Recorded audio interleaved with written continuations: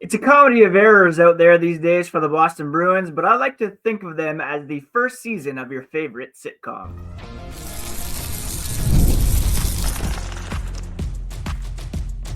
You're Locked On Bruins, your daily podcast on the Boston Bruins. Part of the Locked On Podcast Network, your team every day.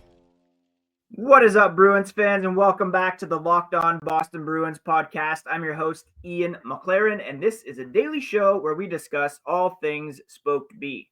Today is Friday, March 28th. Thank you so much for making Locked On Bruins part of your day. It's part of the Locked On Podcast Network, your team every day, and today's episode is brought to you by FanDuel. Right now, new FanDuel customers can get $200 in bonus bets if your first $5 bet wins. Today on the podcast, we're going to preview tomorrow's game against the Detroit Red Wings. We're going to update the Tankathon, and I also want to liken the Bruins over the next 9 or so games to the first few episodes of your favorite sitcom. Bear with me. There is a point to be made there. Before we get into all that, a quick reminder, you can find the podcast on social media at Locked NHL Bruins. You can find me, my hockey thoughts, dad jokes at Ian C. McLaren. Please do smash that like button on the video if you're watching on YouTube, and also subscribe on your favorite podcast app if you have not already. As a reminder, I am a lifelong Boston Bruins fan. I've been covering this team for various outlets for 20 years now. Was a full-time hockey news editor at The Score in Toronto and have been hosting this podcast for the past almost 6 years now, 5.5 years, which is pretty crazy. So I saw the headline the other day that it is the 20th anniversary of the debut of The Office, which of course has become a well-beloved sitcom that many people go back to rewatch over and over again. I've probably watched it 2 or 3 times all the way through myself. If you remember, the first season of that show was like 6 episodes, and it looked very different than what we came to know and love from that show. Same kind of thing with another one of my favorite sitcoms, Parks and Rec. The first season was very short. The second season even was a bit different than what we came to expect from the show. And it reminded me that sometimes you need to go through those growing pains in order to achieve greatness. And I think that's what this season has become for the Boston Bruins. There is some rough casting going on here. There are some storylines that we're not tracking with. There's some characters who have been straight up killed off the show, so to speak. They've kind of lost the plot, figuring out who they are, but they still have that core cast to build around. I think of Parks and Rec specifically, and one of the core pieces of that show in the early going was Mark Brandanowitz. Anybody remember Mark Brandanowitz? And he was eventually replaced by Adam Scott as the main love interest. Rob Lowe came aboard, and the show took off from there, even with Chris Pratt taking on a bigger role there. In The Office, they kind of had the core people set up, but Michael Scott became a different character, and people kind of came into their own as the supporting cast, as those role players. Right now, I see the Bruins kind of as auditioning for next season, or, for a renewal in season 2, so to speak. You have Brandon Carlo, Charlie Coyle, Brad Marchand, who might make his Florida Panthers debut tonight, Trent Frederick, Justin Brazeau, all having been recast, so to speak. You're looking to see if a Casey Middlestat can be a fit in the top 6. Offensively gifted, but does he have the defensive chops to play that kind of role?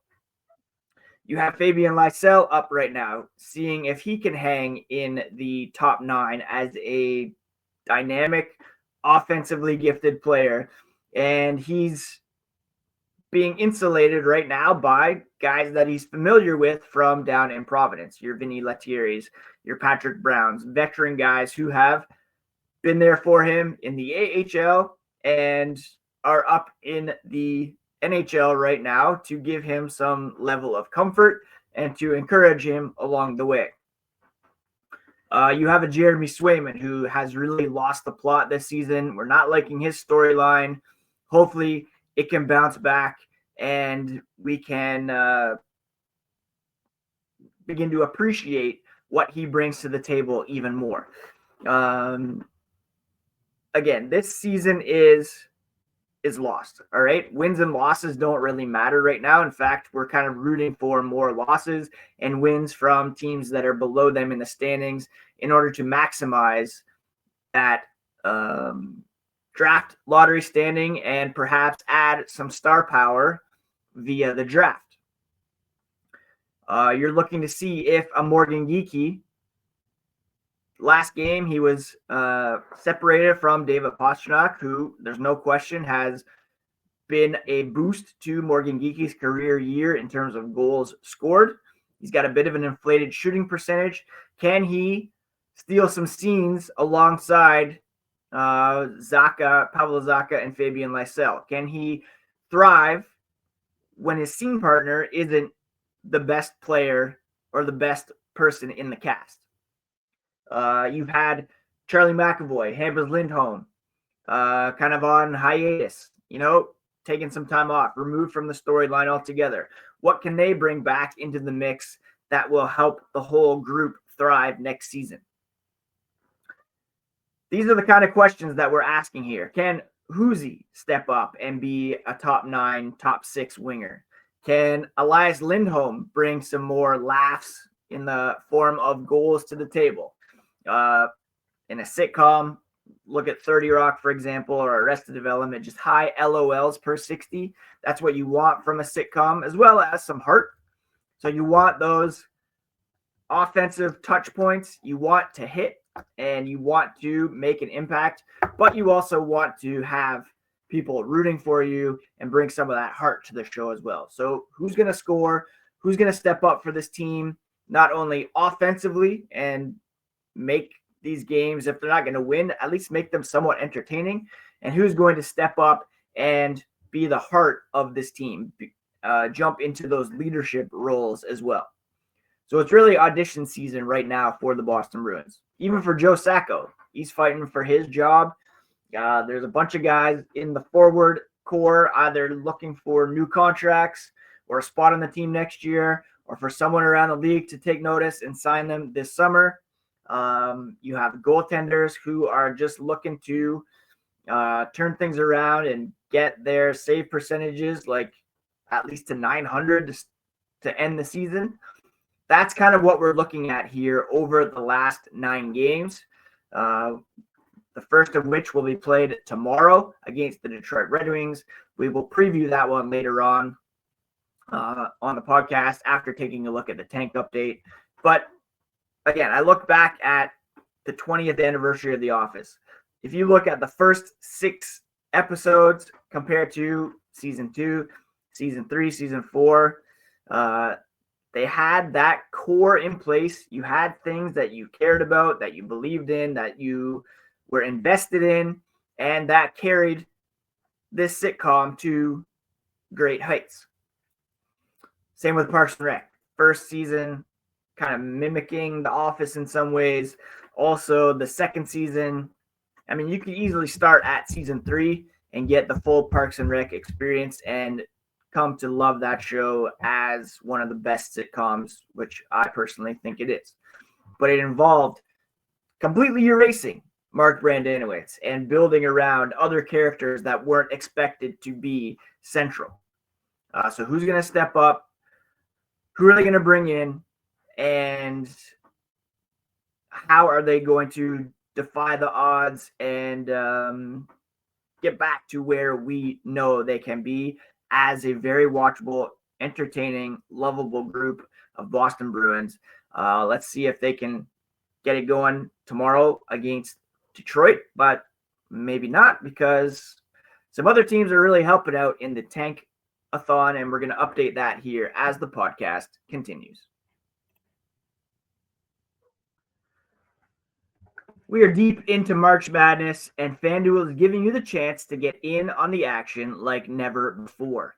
Right now, new customers can get $200 in bonus bets when your first $5 bet wins. That's 200 extra bucks to use on everything from buzzer beaters to Cinderella stories and even who's cutting down the nets. I've got my eye on a few underdogs this year, and FanDuel makes it easy to back them with spreads, totals, and game props. The FanDuel app is simple and easy to use, and when you win, you get paid instantly with no waiting around. So visit FanDuel.com and get in on the college hoops action all tournament long with FanDuel. Again, that's FanDuel.com to get in on the action.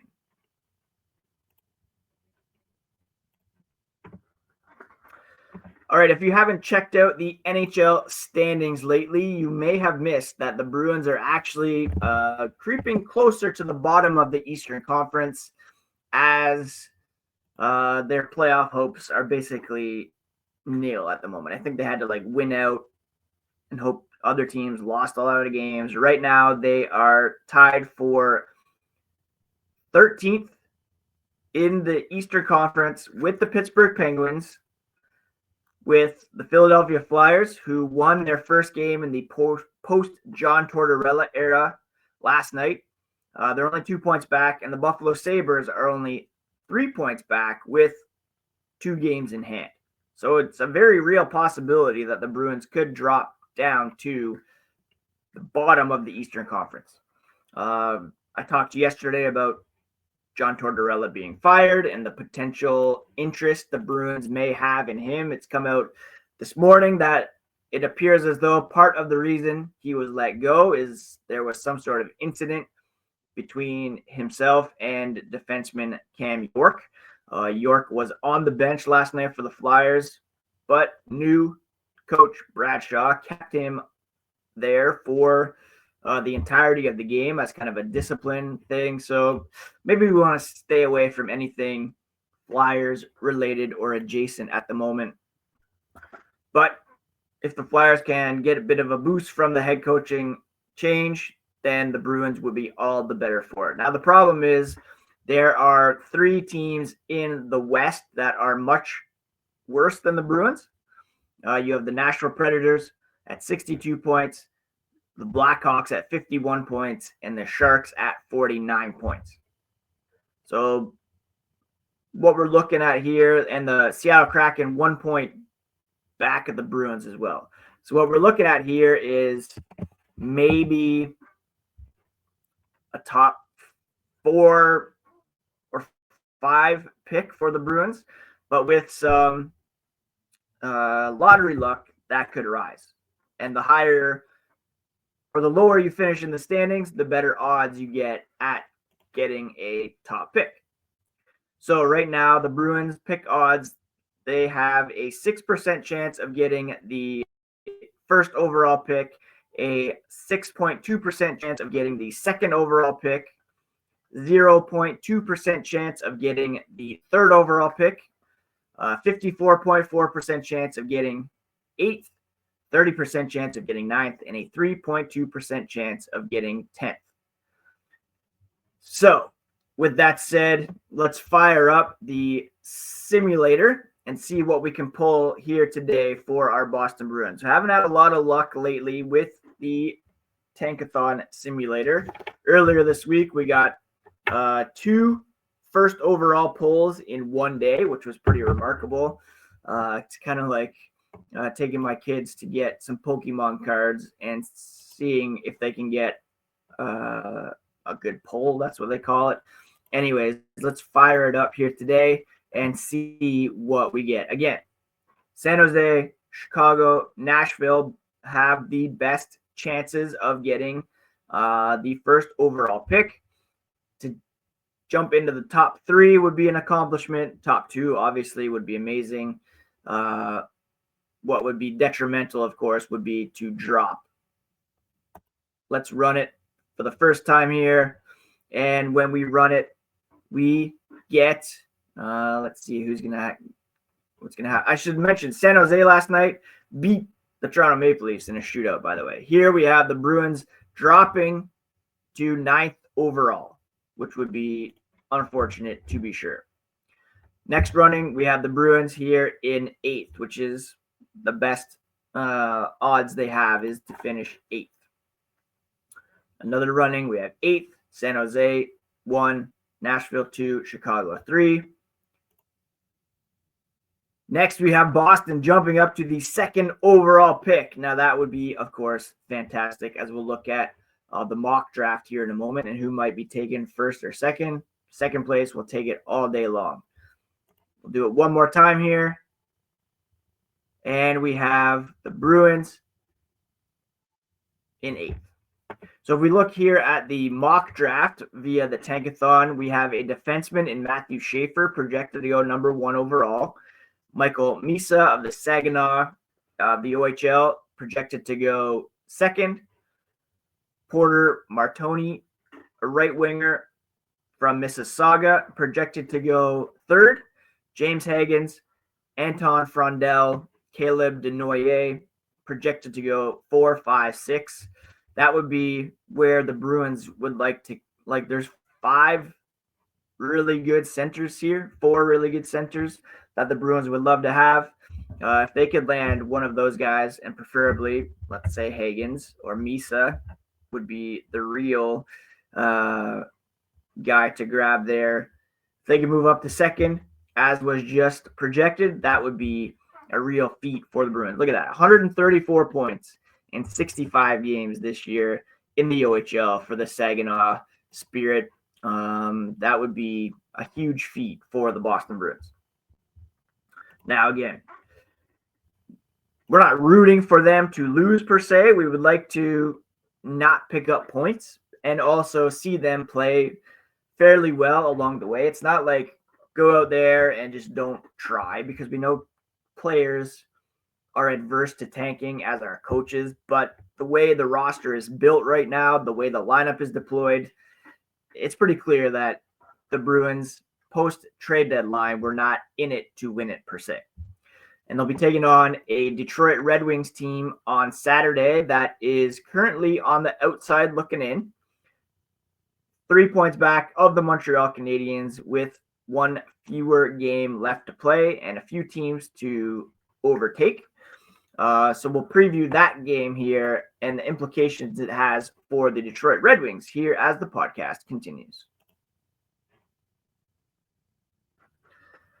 I know it's been a few weeks, but I'm honestly still feeling the effects of daylight savings, that lost hour. Yeah, there's more sunshine, but sometimes you need a real boost to power through these days, whether you're staying up late watching the Bruins, the NCAA tournament, squeezing in around a golf after work, just trying to keep up with your busy day. 5-Hour Energy gives you that quick, refreshing pick-me-up whenever you need it. Again, the Bruins have been out in a Western Conference road trip, very late starts. That 5-Hour Energy is helping me make it through these busy next days. Whether you're at a game or traveling, 5-Hour Energy is an easy way to grab and go to keep you feeling refreshed. Head to 5hourenergy.com to find over 15 flavors to choose from, like watermelon, blue raspberry, peach mango. Even build your own 12-pack delivered right to your door. If you need one now, grab a 5-Hour Energy shot at your local grocery or convenience store. They're everywhere. Stock up today and stay energized. All right, the Bruins finish off this road trip tomorrow in Detroit. They've been to Vegas, through California, and now they will finish up in Michigan, taking on the Detroit Red Wings. It will be an 8 p.m. Eastern start, which is kind of weird considering Detroit is in the Eastern time zone. The Red Wings have fallen off a little bit. They're only 3-7 in their past 10 games and have therefore fallen outside of the playoff picture. They'll be looking to rebound here against a very vulnerable Bruins team. The Bruins 2-7-1 over their past 10, and of course have lost 7 games in a row, picking up only 1 point over that stretch. If you haven't been paying attention to the Red Wings this season, they are led in scoring by Lucas Raymond, 72 points in 72 games, but they've got a lot of firepower behind him, including Dylan Larkin, Alex DeBrincat, Patrick Kane, Vladimir Tarasenko, among others. On the back end, Mo Seider, Simon Edvinsson, and in net, they have a three-pronged attack in net. Cam Talbot, Peter Mrazek, Alex Lyon. And again, this is a team that has been trying to build here for quite some time, has not been able to get over the hump in terms of getting back. Like, remember the Red Wings back in the day? They were a juggernaut, right? Back-to-back Stanley Cup finals in 16-17 or 2017-18, splitting those with the Pittsburgh Penguins. But then full-on rebuild, and Steve Yzerman quite hasn't been able to get the job done. Patrick Kane is hot. He's got 5 points over the past 5 games. For the Bruins, they're led by Morgan Geekie, who's got 4 goals, 6 points over those past 5 games. And again, trying to see if he can continue that success away from David Pastrnak, who has developed as an extremely talented playmaker. The Red Wings have very weird special teams. The third-ranked power play in the NHL, 28.7% success rate, but they have the worst penalty kill, only 68.9%, 32nd in the NHL. The Bruins power play is up to 29th. Penalty kill is 22nd. We've seen some improvements on the penalty kill for sure. Both of those stats earlier this season were near the bottom. Penalty kill has improved, but power play, not so much. Goals per game, the Red Wings ranked 21st, 2.85. Red Wings allowing 3.21 goals per game, which is 23rd. Again, those numbers don't really scream playoff team to me. The Bruins 29th ranked offense, 25th ranked defense. I mean, all season long, we've been talking about how much this team lacks in terms of depth scoring. You lose McAvoy, you lose Lindholm, and it's pretty clear that you're going to struggle down the stretch. No word yet on if Nikita Zadorov is going to be rejoining the team. He flew home to Boston before the Anaheim game to tend to a family matter, and hopefully everything is okay there and he can return to the team somewhere soon. Look for Morgan Geekie to keep it going. He's obviously playing for a new contract as a pending free agent. He's got a very good season going on, 25 goals, should be the 7th man of the year for the Bruins, or win that trophy. And really, I believe he's a guy that, going back to the beginning, kind of auditioning for next season, looking to stay part of the main cast. He's a guy that has impressed me big time this season and should indeed be sticking around for the long term. All right, that's it for today's episode of Locked On Boston Bruins, my friends. Thank you so much for joining me on the podcast this week. I hope you all have a good weekend. What do we got going on? Basketball game tonight for one of our kids. My wife Lauren is running a 15K in Hamilton, Ontario on Sunday. And other than that, I'm going to be catching up on Yellow Jackets. Can't wait for White Lotus on Sunday. Checking out the new Mumford & Sons album today. And just taking it easy, trying to make sense of the world that we are living in. Please do take care of yourselves. Take care of each other, and we'll talk to you here on the next episode of Locked On Boston Bruins. Don't forget to check out the Locked On NHL podcast next. Daily league-wide stories that matter with local coverage you love from Locked On. Find Locked On NHL on YouTube or wherever you listen to podcasts.